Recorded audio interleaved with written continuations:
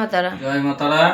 তো আমি বলছিলাম আজকে ডাইরেক্ট প্রশ্নতেই যাই, বেশি কথা বাড়াবো না। তো মায়ের কাছে এসেছিলাম একটা প্রশ্ন নিয়ে, অষ্টতারার বিষয়টা জানার জন্য। অষ্টতারার বিষয়টা জানার জন্য, ও মানে অষ্টধাতুর যে কবচ হয় সেইটাই আর কি। আসলে আমি তো এই বিষয়ে জানি না বিশেষ, সেই জন্য। অষ্টতারা অষ্টধাতুর যে কবচ, হুম।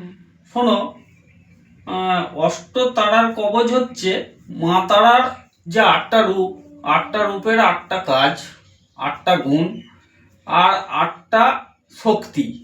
এই 8টা শক্তিকে মিলিত করে একটা কবচের মধ্যে ধারণ করানো হয়।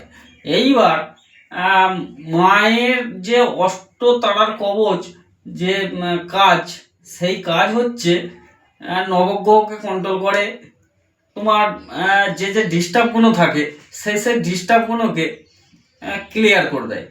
আর দ্বিতীয় কথা হচ্ছে, যেমন দেখবে শুনেছো হয়তো, কারো শত্রু দমন করতে গেলে বগলামুখীর কবচ দেন, এটা দেন ওটা দেন, কিন্তু একটা কবচ তৈরি করতে গেলে মোটামুটি 3 লক্ষ বার জপ করতে হয়, তবে ওই কবচ জ্যান্ত হয়।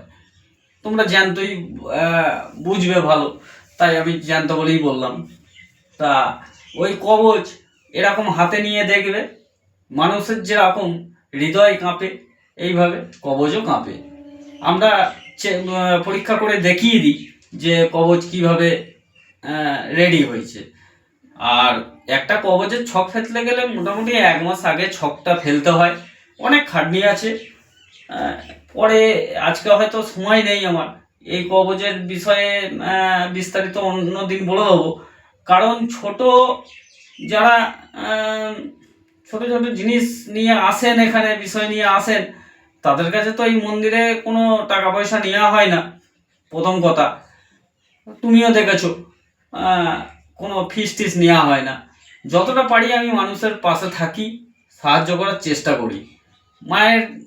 মাকে যে বরদান আমি পেয়েছি, সেই অবদানে আমি চেষ্টা করি যে কিছু করার মানুষের জন্য।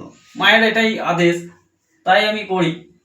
তার অষ্টতারার কবচ নিয়ে তো অনেক কথা আছে, যে কোনো একটু সময় নিয়ে বলতে হয়। আর 8টা ধাতু যে বলছো, অষ্ট ধাতু কোনো মন্দিরেই দেয় না, আশা করছি যে কোনো প্রতিষ্ঠিত মন্দির সেগুলো ছাড়া দেবে না। আর অষ্ট ধাতু কোনো স্বর্ণকার করে দেবে না। জয় মা তারা। জয় মা তারা।